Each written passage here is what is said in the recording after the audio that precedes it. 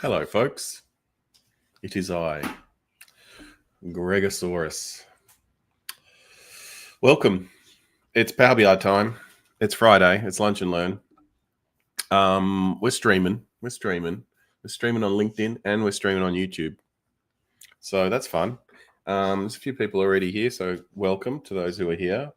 Look forward to your comments and various things. We're going to learn how to do Power BI today again. In the previous sessions, we did it the Microsoft way. First, we built our very first report in the Microsoft way. That's the first stream. And then the second stream, we fixed it. We made it a little bit better. And we're following Greg's rules of Power BI. What is the best? Is it this one? We're following Greg's rules of Power BI. I wanted to add one to our Greg's rules of Power BI. We want Excel is dangerous. We also want always use a date table. Always use a date table if you have dates. Always use a date table. It should be like always use a date table. Date tables are so important that Microsoft even create them for you if you don't know what you're doing. Well, yeah, like every report has a date table on it. I'm gonna close that one.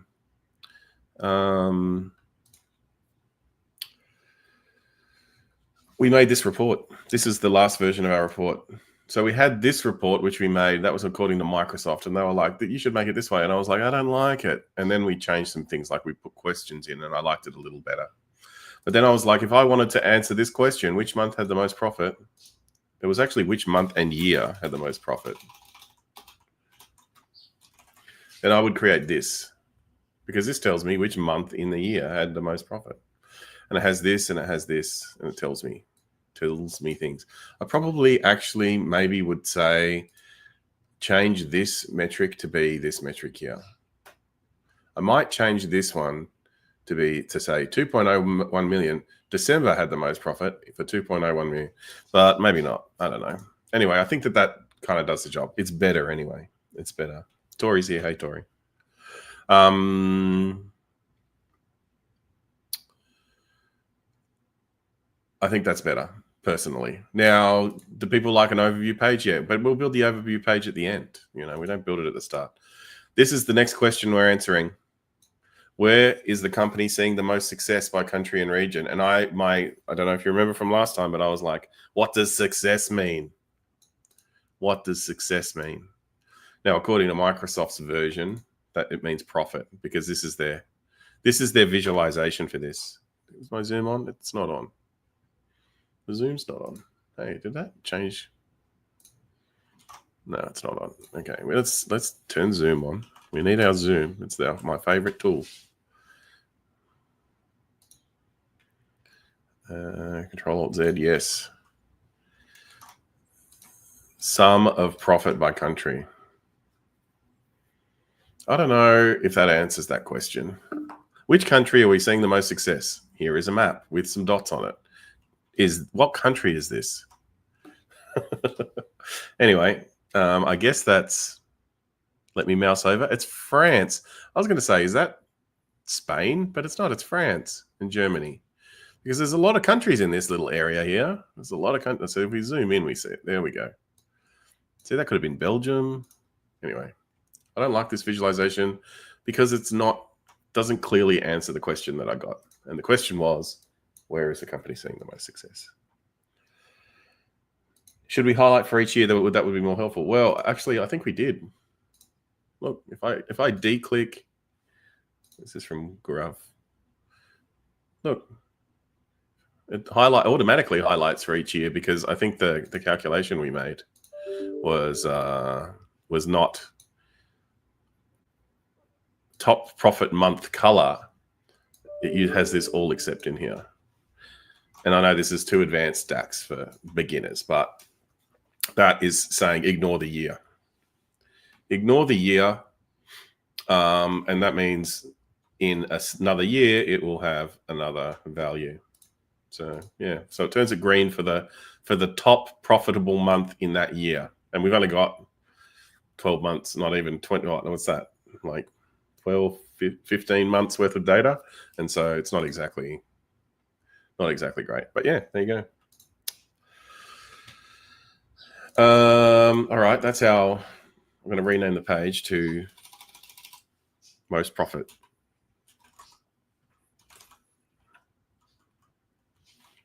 Most profit. And now we're going to create success for ourselves by just defining success. I decided that I would define success as growth as well as profit, not total units sold. We have profit by country. Look, even just this visualization does a better job of telling me who's got the most profit. France does. So that's good. Now let's fix our visualization, because this has got some problems with it.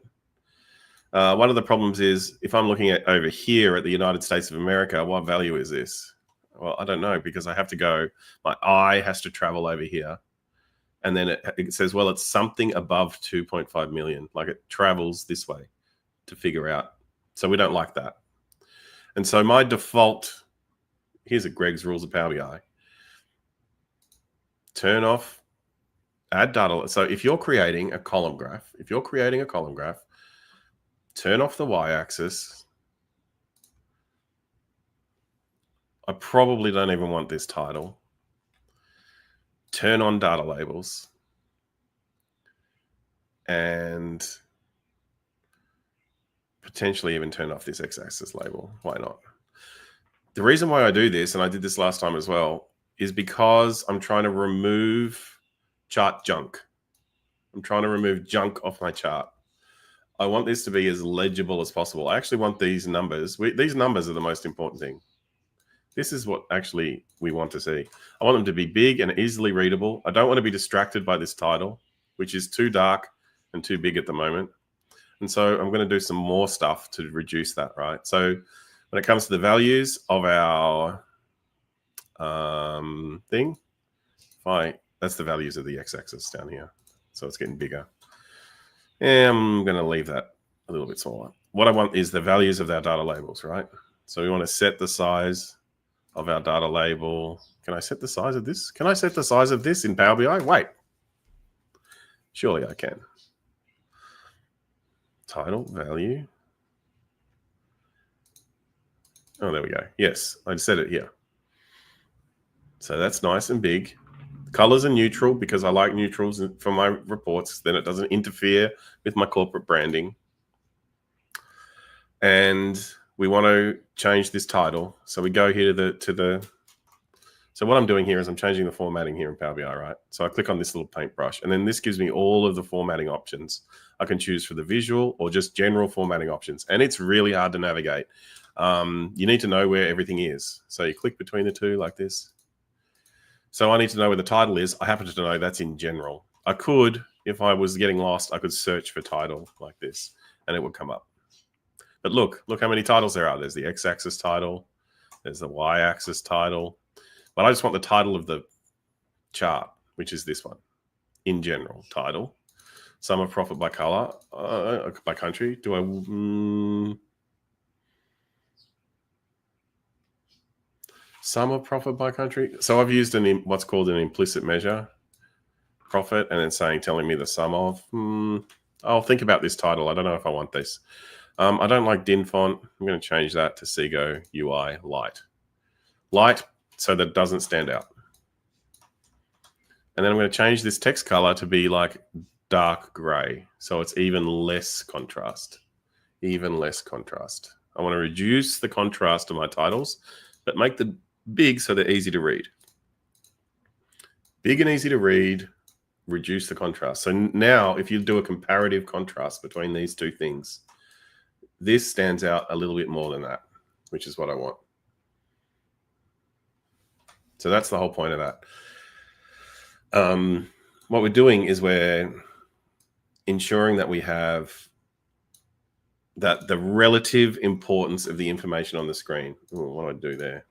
the relative importance of the information on the screen. So think about this in terms of relative importance of information. Okay. What's the most important thing right now? This title. Why? Because it's big and it's dark and it's in the top left corner. So if you look away from the screen and then glance, you see this first. Is that correct? Maybe. It really depends on the context of your report, doesn't it? I'm going to leave it for now, but I would be tempted. Look what happens when I just push this back into the background. What happens to the relative importance of the information on the screen? What suddenly became more important? Because this is less important now because it's lower contrast. I think this probably overtook it, or maybe the data, So if the data is the most important thing, so let me push back this title a little bit more. What is it? It's the title under general title. Push back the title a little bit more, make it a little lighter. Now look at the relative importance. What's the most important thing on the screen? These big bars of data here. And so you can mess with the perception of your report by shifting contrast to make the relative importance of information go higher or smaller or whatever, depending on what you want to do. So if I change this to Seago UI Light and then I make it a little darker, that's pretty good. It's pretty good. Now, I actually want this to be a bit darker. That's pretty good too. Kind of like that. Compared to this one, swap. So if you swap, see how the title kind of grabs your attention as we swap between the two.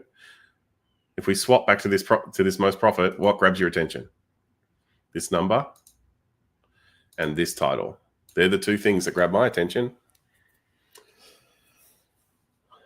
Maybe turn off the auto calendar. Yes, the old auto calendar. We'll talk about the auto calendar in a sec, Steve. Curious if you believe data labels are the most important information. Why not display the series name in the data label instead of the x-axis? Why not display the series name in the data label instead of the x-axis? That's an interesting idea. Do I think the data label values are the most important thing? Right now, yeah, I do. I think this is the most important number. Because the question is, where is the company seeing the most? So do you think maybe instead of this being here, it should be France? Is that what you mean by that? The bars are very important because they're very thick and they're very dark. I will give you that. The bars are definitely standing out now. What does it happen here too? The bars are pretty standard. These bars stand out a bit because they're nice and green. So we could mess with this one too, right? Because this is the answer we want to give. So let's mess with now I've got a function that drives the color here, which is, so if I change this from gray to light gray, I'm not even sure if I can do this. I'm literally making it up as I go along, like I always do in Lunch and Learn. So now look at what happened to the relative importance of those green bars. Boom, they stand out a lot. And then, so that's an interesting question. Should this say December as a data label? Oof, is that even possible? The green bars. Yeah, the green bars stand out a lot. Thanks, Emmanuel. Yeah. And now they stand out even more. Back to this question, do I believe the data, should we put the series name, in other words, this thing down here, as the label? Because that answers the question better. I actually kind of like that idea, and I don't know if it's possible. Which makes it fun to look into. But so I would have to return, instead of this value, I would have to return the value. No, I can't. It's not possible. It's not possible. Not in Power BI. I can't have it return a value here and then change this label there. I'm pretty sure. Title, series name. Wait. Oh, series name. Total profit. No. Series name doesn't help. Series name doesn't help. I think series name because we know it's profit because it says profit here and it says profit here. But actually, probably what I prefer to do is I would prefer to turn off the y-axis title, and I prefer to turn on this title, and I just call it total profit like that. And then I'd push it back in value. Push it back, make it bigger, make it not DIN font. I don't know why they use DIN font, but you can change the default. I'd probably do like that. But yeah, if that was December, that does answer the question better, because the question is which month and year. Anyway, I feel like I've spent too much time thinking about it, like we always do in Power BI.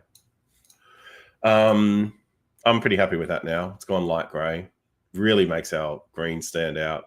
I can look up there and see that this is total profit if I need. I'd probably push that back a little bit like I have here. The bars are very gray. Let's change the color of these bars.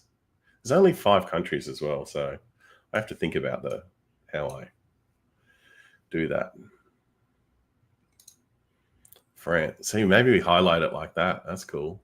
Put it to a spotlight mode. Spotlight. There's all sorts of things you can do in Power BI that we probably never use. Okay. So we could do the same sort of thing. Like we could say, make the top value darker and then make all the rest light, like we did in this one. If we wanted to say, if we define success as profit as success, it's cool how it makes that bold too. I wonder if we could do that programmatically.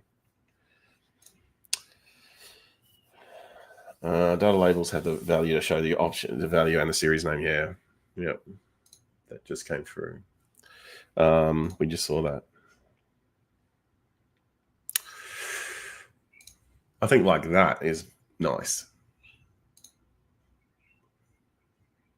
Now, do we sort it? How do we sort this? Do we sort this by, do we sort the axis by the sum of the profit or by the country? I think the country's kind of confusing though, isn't it? Sum of profit, because that's what we're looking at. And we're going to change these bar color. That's what I was going to do. I'm not going to highlight the one, even though we could. I would just, I'll make this, it's not the same as that one. So we'll make this like this light. Ooh, brown's a bit much. What about this color? That's not bad. Nice neutral, not too dark. What do we feel? How do we feel about bar thickness in Power BI? Are the bars too thick? Can I even adjust this? Surely I can. Layout. Is it in layout? Space between categories.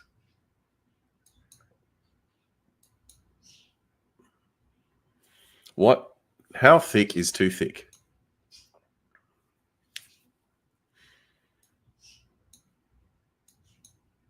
Or do you go the other way and say that's not thick enough?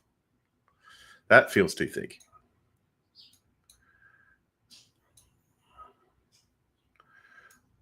That feels okay. I actually think they've got a pretty, maybe just because I'm used to looking at Power BI, but I feel like it's pretty decent. Just looking at how it, see, that's nice. I like how it goes on an angle when you get really close. And then these data labels are like massive now. All right, I'll stop messing around with this. We actually weren't going to do, I wasn't going to say profit was my thing. What did I say it was going to be? Growth. Well, we need to create a growth calculation. Let's talk about growth. Create a table. We need to know profit by date first. One of my rules that I just wrote was always use a date table if you have dates. And I said Microsoft creates a date table for you. They do. It's this date hierarchy here. If we look at this, I don't know if I do have Tabular Editor. I just have like the freebie version of Tabular Editor. We can have a look at the model in Tabular Editor and see what it looks like. This is probably like an old version. I hardly ever use this Tabular Editor, but look at this. This is the model in Tabular Editor. What's Tabular Editor, you ask? It's an external tool that allows you to do more stuff in your data model. Well, maybe not more stuff anymore because we support calculation groups and stuff. But Tabular Editor is great. It's for scripting. It's for if you're creating measures in bulk.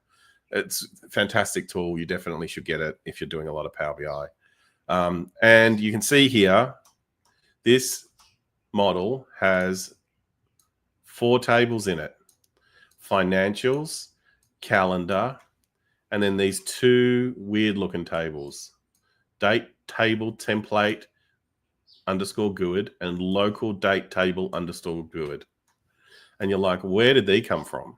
Well, that is what drives this. So we only have 2 tables in our model: calendar and financials. Here they are. But Tabular Editor tells me there's 2 hidden tables. And Microsoft has decided that you need a date table, even if you don't know what you're doing. So they have created a date table. And that date table drives this automatic date hierarchy here: year, quarter, month, day. That's actually a hidden table that just lives inside your thing, and it will join. It'll create one of these for every date in your data set. We've only got 1 date. We've only got 1 date table. If we had 2 dates, we would have 2 date tables. If we had 20 dates, we would have 20 date tables. Something you should know about. You can put the x-axis in the label during using details. Can you? No. Can we try that? Sorry, I'm jumping around a bit, but put the x-axis in the label. So if I go to data labels, I'm looking at x-axis, data labels, details, add data. So I put in the name of the country.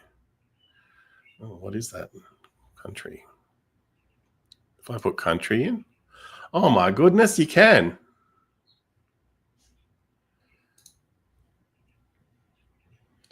What happened to the United States of America? Oh, because it's now put the, oh my goodness. What a discovery. How good's Power BI? Okay, where's the position? It's messed up the position. We want it outside the end. What happened to the United States? Oh, it's too long. It was too long for the label. And look, France is halfway in the bar. United States is too long, so it doesn't show. Ugh, makes life hard. Great tip. Thanks, Emmanuel. I didn't realize that at all.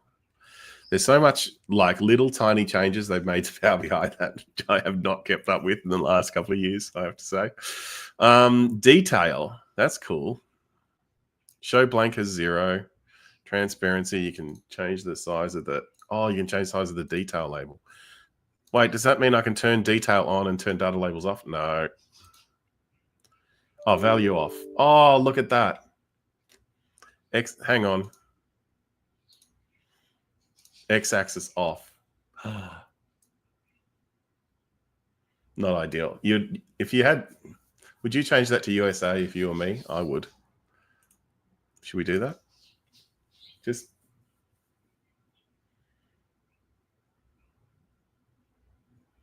I can't find my file.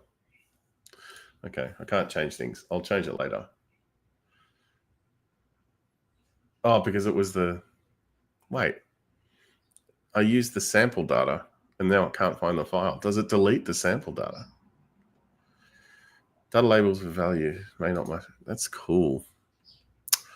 What did I do? Detail on, value on. And then see, that's wonky. That's the problem with that. That needs to be USA for this to work. Inside end. Well, that's not bad.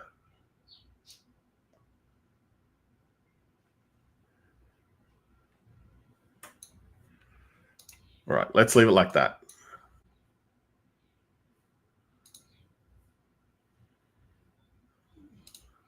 What's the prognosis on whether we have the in the title there or there? Let's leave it like that because it looks weird. In the layout, use the multi-line. Oh, you can use. Well, hang on a second. Emmanuel's full of awesome tips. All right. Detail, layout, multi-line, alignment, single line. No, multi-line. I think it already was. Wait, I've got to put it back to outside. and single line. Oh, I see, multi-line. Yeah, no, that doesn't help. That didn't help us. That's a cool feature. When did that even come in? Does that been in for like 3 years and I haven't noticed it? Okay. Yep. Manuel's got all this stuff. All right, Shelley said something. I thought series name would be the X-axis category. Be nice as the terminology was consistent. The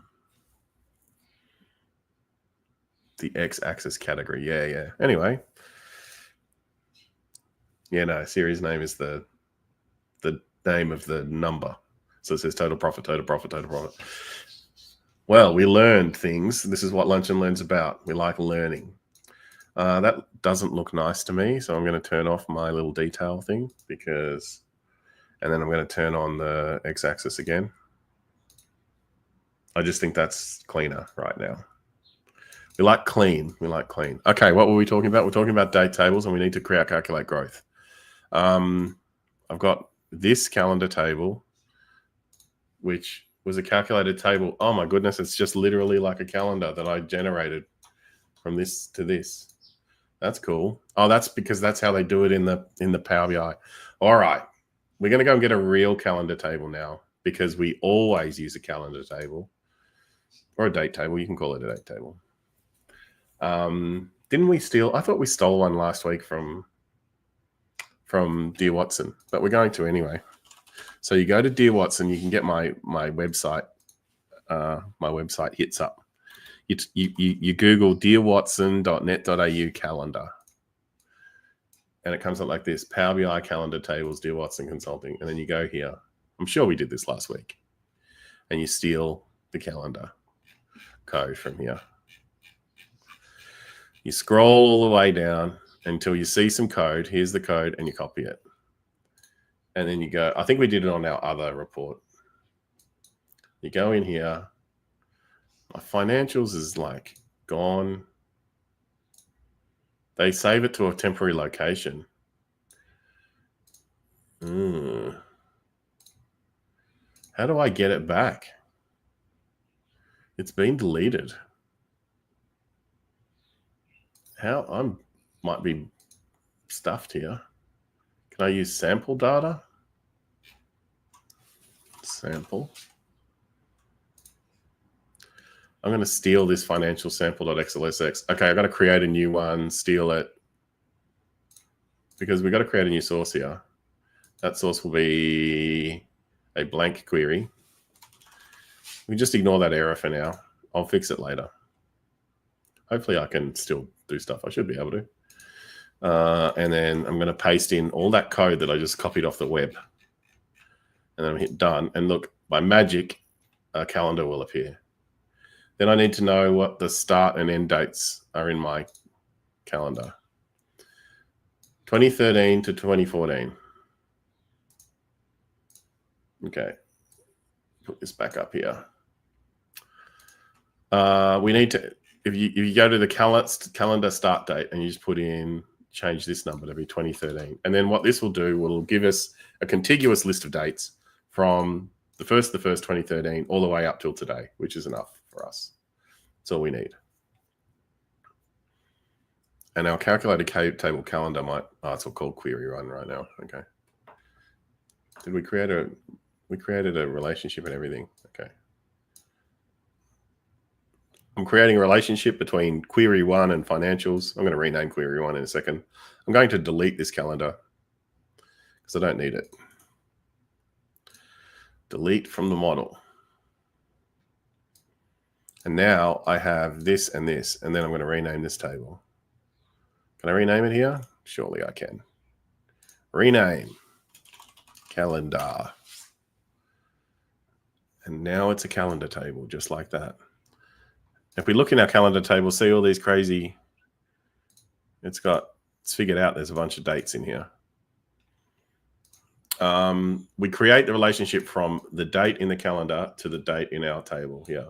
And so when we create this relationship, it's a one-to-many relationship between the calendar date and the date in our table. The calendar is a contiguous list of dates from the beginning of our data set to the end. And when I say a contiguous list of dates, that means one row equals one day, and it's every day. We don't skip any days, hence contiguous. We need text wrap for the details in our little, we do need text wrap, don't we, for the detail on this. Okay, so now we've created a calendar table, and you say, Greg, why do I need a calendar table? Why are they so cool that Microsoft forces you to have one?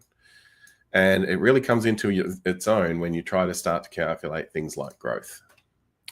Let's have a look at our calendar table. If we just had our date, let's just do this first. I can show you total profit by date. And look, there's just like, oh, that's right, it's monthly. I forgot. Every month. There's only one in the finance table, in our financial details table. There's only beginning of months in here. So there's only these unique values. If this was real data, it would be every day, right? Unless you aggregated it up to the month before you got it to Power BI, which you're unlikely to do. But for this, it's just monthly. So it's just a snapshot of all these values for the month at the end of the month. So this data is pre-aggregated to make your life easier when you're building a report. What we want to know is like year-on-year growth, right? Or same period last year's type stuff, which we can only do for 3 months of the year, which is October, November, December, September, October, November, and December, because they're the only ones that have a previous year value. So these I want to compare to these. These are the two sets. I can't compare these ones to the previous year because there's no value. But I can compare December 2014, 2 million. Oh, I just scribbled it out. December 2013, 600,000. Made lots of money compared to last December.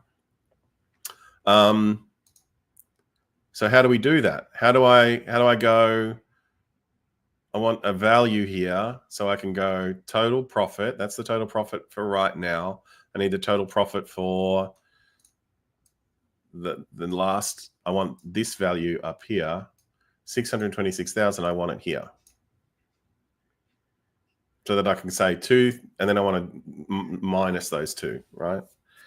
I subtract previous year from the current year so that I can do my growth calculation.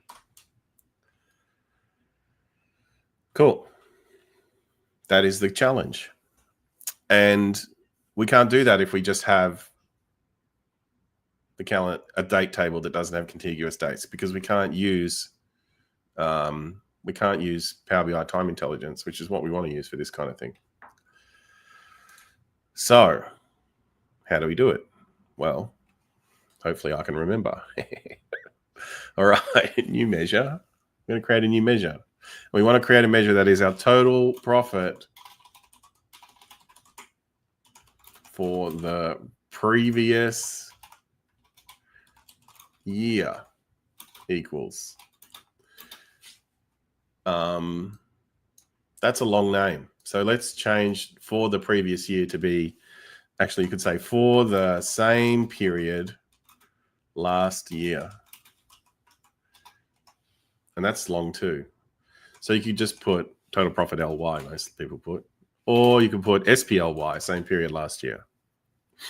Let's just say LY. Now let's stick to my snake case because I love snake case. Total underscore profit underscore LY equals calculate. Let's just too small. We need to zoom in so you can see what's happening. Oh, I can't zoom in. Let me just break this measure first. Now let's zoom in. So we want to calculate the total profit. We've already got a measure called total profit. Here it is. I put it in. This is a measure reference. And a measure reference is just a purple thing in brackets. It's just a purple thing in brackets. It's referring to this measure over here, down here, that one, saying use this calculation for me. And then if I want to get the same period last year, I have to use this function called calculate. And I say same period last year. There's an app for that. And then we put in the calendar date. And this is kind of confusing looking. Definitely not beginner Power BI, but we'll explain it and see if you can, wrap your head around it. We do want to do this growth calculation. Total profit for last year equals the total profit. This is kind of like a calculate. You could almost read it a bit like a SQL query. You could say, calculate the total profit where the date is the same period last year. That's basically what this is doing. You could kind of think of it that way. It's not technically correct to think of it as a where kind of clause, but it is not bad to think of it that way. So I think what happens in the engine when we use this magical thing is that when I have a date selected in my calendar, it will overwrite that selection and instead give me the selection for the same period last year. So let's have a look at an example. If I have a date selected in my calendar, which this isn't my calendar, by the way, I keep doing that. This date here, which is that date in the table, is the date from my financials table here. It's that one. We don't want that one. We want the one from the calendar. And then we get this weird business happening. These are those stupid date hierarchies. Now let's have a look at Tabular Editor. I just refreshed this. Look at all these date tables. See? It adds date tables. The craziest. You can turn that off. Let's do it right now. You go here to options and settings, and you go to options, and you go to data load. Do you go to data load? Yes, and you go here to time intelligence auto date time, and you untick this and hit OK, and all the date tables disappear, and all your dates revert to normal. And if you look in Tabular Editor, they're gone. That is the impact of selecting that thing. So there you go. I've turned off my auto date time because I've got a proper date table in here. Now my dates are here. They've got a stupid format. We spoke about this. The proper format is this format. Is Marshall here to tell us that also? What was the other format he liked? It's not in this list, but it's the one with the short MM. It was, we spoke about it last week. Anyway, I'm not going to go hard on dates again. All right. So now I've got a date and I've got my total profit. So what does that calculation do?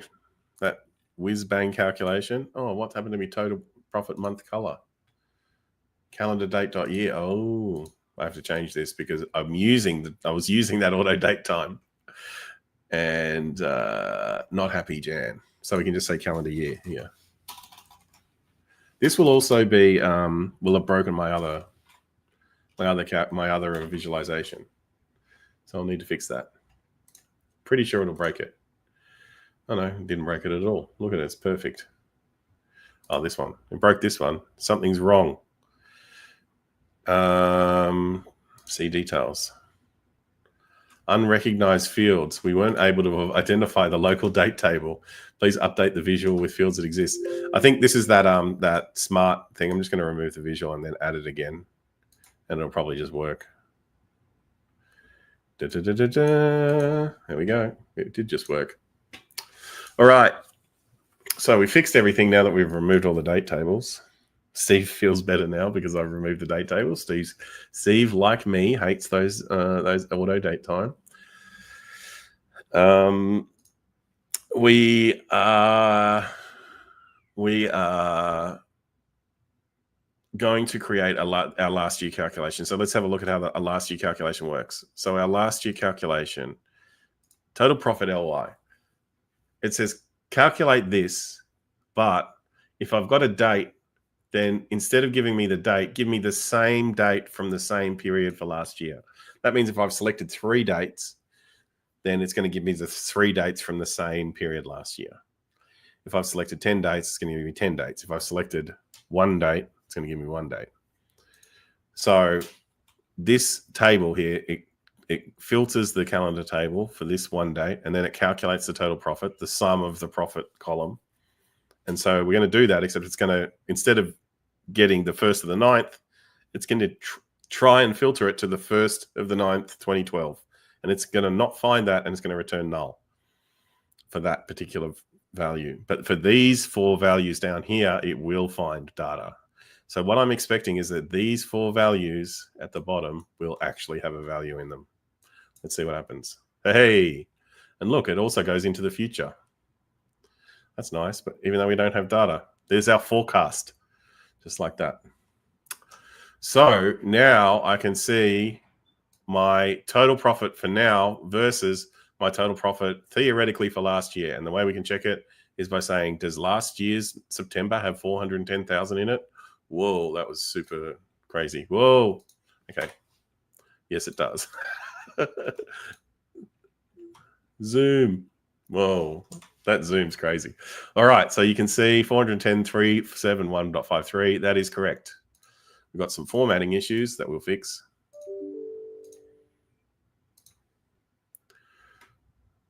Oh, just hurts my brain that it does this. Hurts me. Why? We spoke about it last week, I know. Why? Okay. 2 decimal places for currency. Why would you? Anyway, just hurts me every time. So if I want to calculate my growth, I now have the 2 values I need to calculate growth, which is my last year profit versus my this year profit. And what's a growth calculation? Well, it's, it's that growth calculation that everybody knows and is definitely easy to remember. And I definitely will be able to do it first time. It's probably like this year minus last year over this year, percentage growth. This year minus last year over this year. That's right, isn't it? Something like that.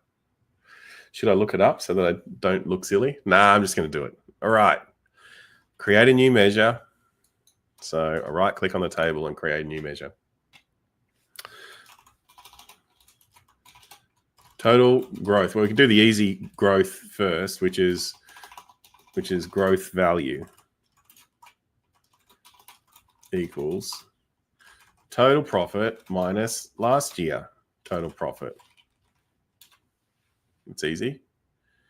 Everyone can do that one.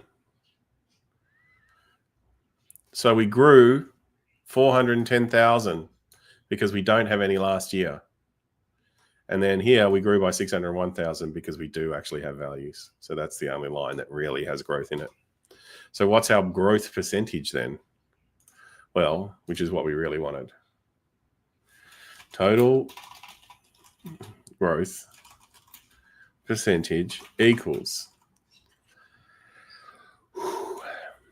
divide this year minus last year, total profit minus total profit LY over total profit. If you're an Excel person and you're like, what is this divide business? So instead of you doing slash, so we could, instead of doing this, we could do this. Get rid of this, get rid of this, and we could put a slash here. Slash. That'll totally work. That'll totally work. Why don't we do it? Because this does not handle if one of these values are blank. If one of these values are blank and you're dividing by 0, you break the internet. So you use the divide function, and it handles breaking the internet. It handles zeros. You can put in an alternate value like you broke the internet. You broke the internet. You put in whatever you want there.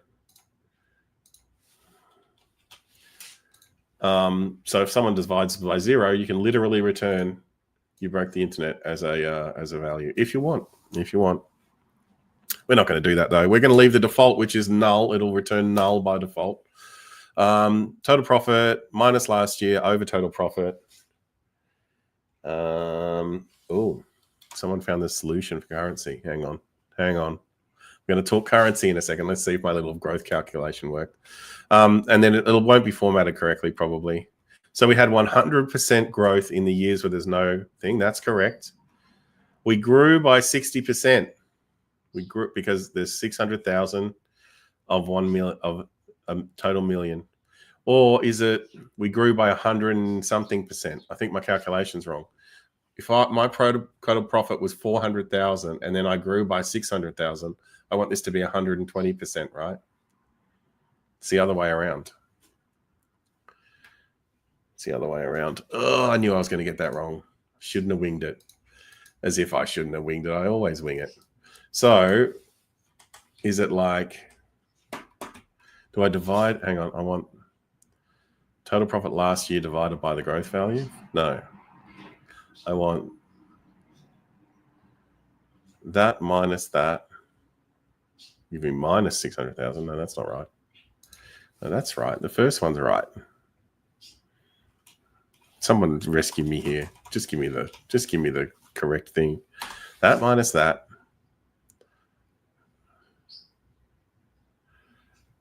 It's total profit last year divided by that will give me 120,000. 120%. This year minus last year over last year. It's over last year. Thanks. I was pretty close. Hey, look, it's now blank. And then 147% because we grew. And then this is 0 because it's a tiny amount. And this is negative 35% because we shrunk. Yes, we shrunk by 35%. That looks right. Whew, thanks. Thanks, Steve. Thanks, Shelley. Thanks, Steve. Thanks, everybody who did that. Okay, Shelley said she's got I assume this is Shelley still, who is my mysterious LinkedIn user.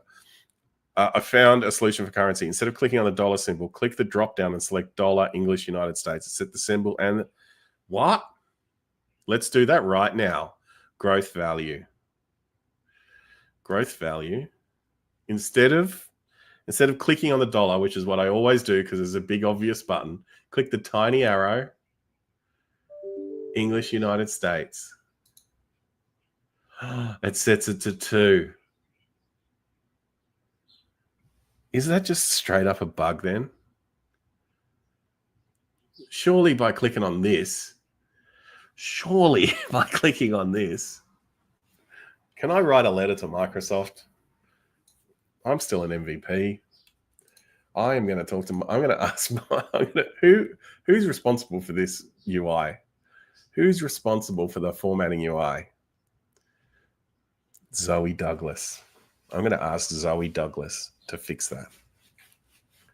She does DAX Query View. Surely she knows the person that's responsible for the formatting of the. I'm calling you out, Zoe Douglas. If you're watching, I want the currency button to be fixed. Right, back to this. Hey, we need our total profit percentage. Total growth, that needs to be a percentage. That's not a percentage. That's not a percentage. What happens if I click the percent button? Does it stay on auto? No. It sets it to 2 decimal places. So why doesn't that? That's a bug. That's a genuine bug that I found in Power BI. I want a reward. It's annoyed me for 9.5 years. All right. I don't like 2 decimal places for this. I actually, maybe just 1. Maybe just 1. Yeah, 1's good. 147% growth. Negative 10% growth. Negative 0.1% growth, I should say. Negative 34% growth. Plus 221% growth. Oh yeah, because we went from that to that. And then this is all negative 100. So we don't care about any countries that don't have any values that don't have growth. So I'm going to filter out all of the stuff where growth is what I don't care about. If total growth is blank, then apply filter. No, is not blank, then apply filter. Cool. And then if total profit is not blank,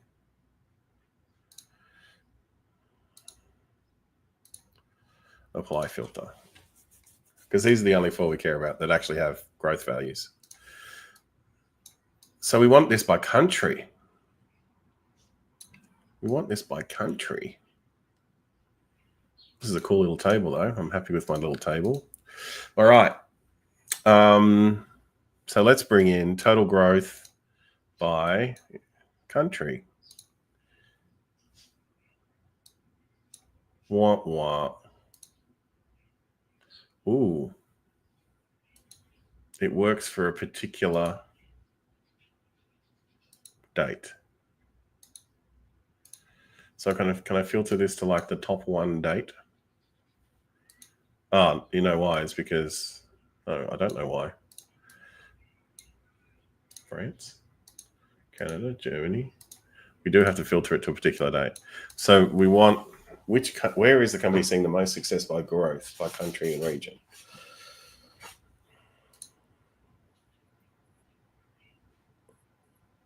We want the most recent date. Where is the company seeing the most success by country and region today? Being the most recent set of data. Is that how we interpret that? See how important the question is? So important. I think by clicking the dollar symbol, we're back on currency. The system uses a system local setting, which they leave decimals as auto because there are currencies that only use whole units like yen. Oh, God, you're probably right. And that's maybe why they can't fix it. There's always some complications.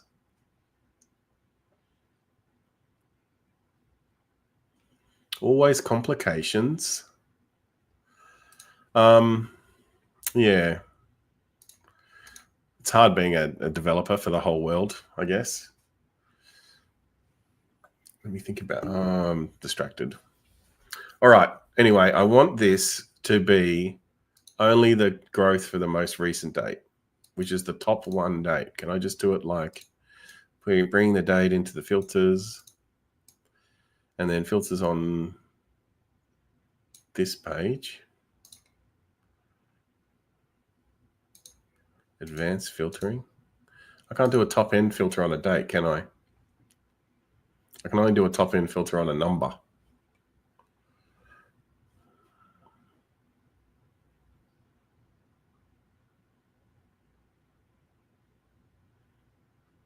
I can say date is the most recent date.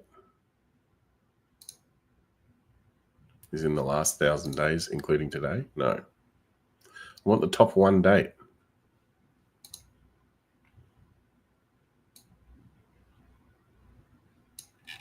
Which is going to be today. It's the top one date with data. Ooh, it's even harder. Okay, just to solve this in the short term, I'm going to put a slicer on the page and just use that. And no, I don't want it to be like that slicer. I want it to be like a drop down. And I want to filter it by values that have a total growth percentage.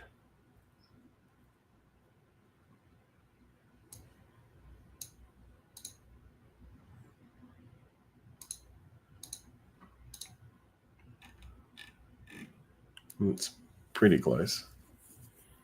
And values where they're, what was this? What were the filters on this? Total profit's not blank.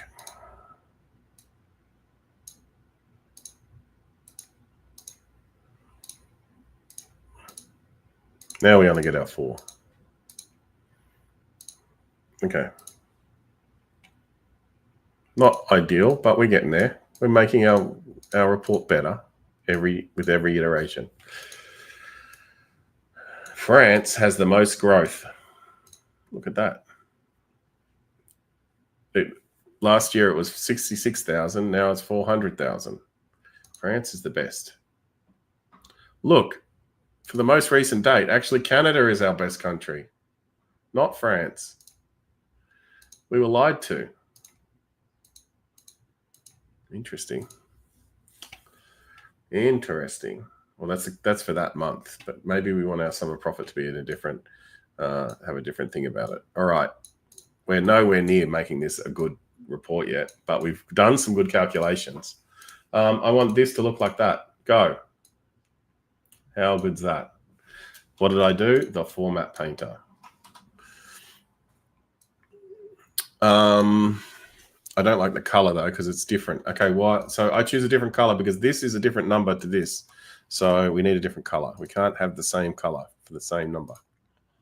Columns, color, green-ish. That's nice. Look at this growth. Let's have a look at the negative ones. Hey, let's do this as the last thing. What if I want this to be red and I want this to be not red? Yeah, I want the column to go red if it's negative. I want the column to go red if it's negative. Should we put a date slice or a year slice? Oh, yeah, we were doing that. Context is now one date, looking at last year's same date, I think. Yeah. One date, last year's same date. Maybe. So we want red columns. Shelley has a solution for filtering up to today was to add a column to the calendar table that calculates the date difference between the table rows date from fixed local now, and then I can filter for any rows where the number is negative. Oh yeah, that's interesting. Add a column to the calendar table that calculates the date difference between the table's date and now, and then show me anything that's negative up to today if you've got dates going into the future. Yeah, that works. What else have I seen? Hey, if you want something that always is today as well, there's a little hack you can do, is you can create a calendar, like in your calendar here. This is why calendars are so good. You could set the value of the date to say today. So you could have like you could add a column that shows it as a date unless it's today, and then it just shows the word today. And then that's always your current date. And then in your filter, you just select the one that says today, which is always today. That's another nifty one that I saw. Yeah, you can do all sorts of cool stuff. We haven't quite got the context right, I don't think. I think Steve's pointing something out there. But I think this is okay for now. We have to I have to change some of the context. I want this somewhat, like we have to make sure that we're answering everything consistently. We'll do this next week though. What we want is we want negative to go red. Negative should definitely go red. That's an important thing. You can do that. You can do that in your total growth value. It's not a conditional formatting thing, is it? Yes, it is. It's conditional formatting, isn't it? Values, y-axis.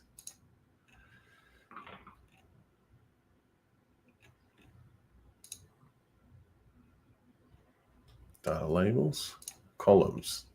The column color category. This is what I'm trying to get to. We need something that is going to custom. If it's less than 0 or more than 0, make it like red. And if it's more than 0, make it like green-ish.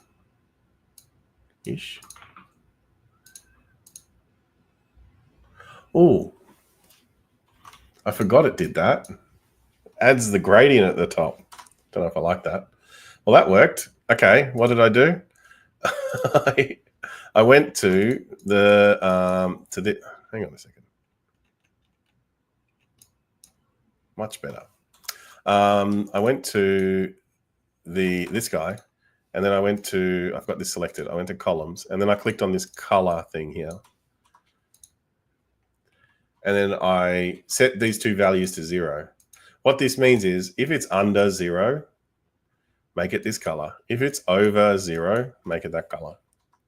Or you could have it as a gradient between middle and thing. You could set a center value. So I could say, well, actually, I only want it to be red if it's less than, if there's more than 10% loss. So I could say minus 0.1. And then the middle value is 0. And then over 10% gain is that. And then you get that kind of gradient. I'll look at all.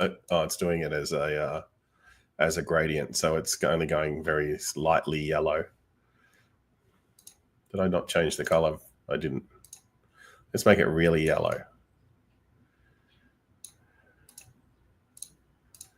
That's better. Yeah. So you can get it to be like a gradient like that. That's cool, isn't it? Minus 10%, 10%. Gives you the little bar. Format style equals rule. You could definitely do format style equals rule, which would be, oh, I've lost my stuff here. You could change it to rules. And then base it on total growth and create the rule that way. But you can just do it as a gradient. Oh, I lost my gradient. Can you believe it? Can I cancel that? Yeah, cool. All right. We're going to think about next week. We're going to think about our colors because I think these are too bright now. And we're going to think about our context. And we're going to answer this question because that's the rule. Answer the question. And we're going to do all of that and make sure that this report is awesome. And then we'll have 2 awesome report pages for our awesome report. We'll call this page success. And we'll definitely save it so that we don't lose it. Not that I've done that before. All right. There's some things coming up that I want to make you all aware of. One of them is we've got several Power BI Melbourne meetups coming up. On the 20th, we have Rod College, who is a Microsoft data and AI guy from Queensland. That's going to be a Teams event. And then, I don't know, he's just like going to be talking about fabric, tasty fabric stuff, he told us.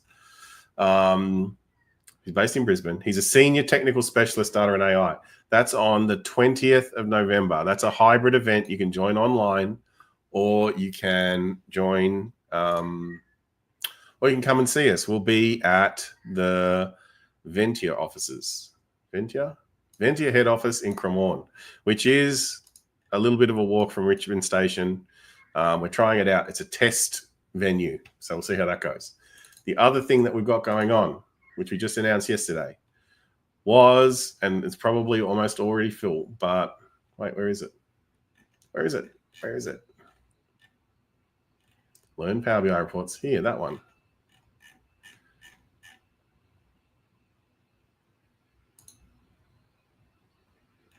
Upcoming events. Oh, maybe it's not considered an upcoming event because there's too many other events in the way. Number 79, Datamates. We've got a Microsoft Fabric and Power BI mini conference happening at the new Vivanti offices, which is the same as the Servian offices where we used to have the meetup. So it's the same office, exactly the same place. So level 20, Tower 5, Collins Square, 727 Collins Street, Docklands.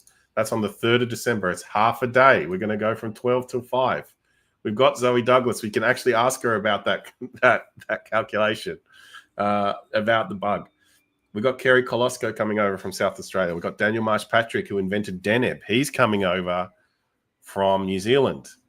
We've also got other Microsoft people, Darren Gosbell, who wrote good old DAX Studio. He's our local CAT team member. He's also going to be there. We've got a couple other Microsoft people, I think. We've got other MVPs will be there. Heidi Hastings. We've got Kelly Brookstra. We've got me. Heaps of people. So come along, register for that.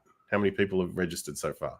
41 so far. We've literally only got like 70 spots. So if you want to come along, you better register now. And then otherwise you'll be on the wait list. So come to that. And also, if you're in New Zealand, I'm speaking at the Dfinity Conference in Auckland on the 28th of November. I'll be talking about CI/CD in Fabric. And in Sydney on the 7th of December, I will be speaking at Dfinity Conference on the same subject, CI/CD. So if you're in Sydney, I'll see you in Sydney. If you're in Auckland, I'll see you in Auckland. If you're in Melbourne, I'll see you at one of these events. And that's all. That's all the things. So that's it. We almost built a cool report. We haven't quite got there yet, but we're learning. See, look, we're making things look nicer, slowly. Is it going to be better than this report in the end, or was Greg lying? It's definitely going to be better. Don't worry. We're going to make better reports. And then we'll move on to our next report. I don't even know what it's going to be yet, but it'll be cool. That's all I can guarantee. All right, folks. Well, lunch is over. Better go back to work. Better go do something useful. We'll see you at the next event. But thanks, guys. And yeah, see you next week. I'll be back next week. You can just join or jump on the stream next week. So yeah, I'm going to just like randomly end the stream any second now. Have a good one. Bye. Wait, did the stream end? Oh, I got to set an outro. Okay. Outro music.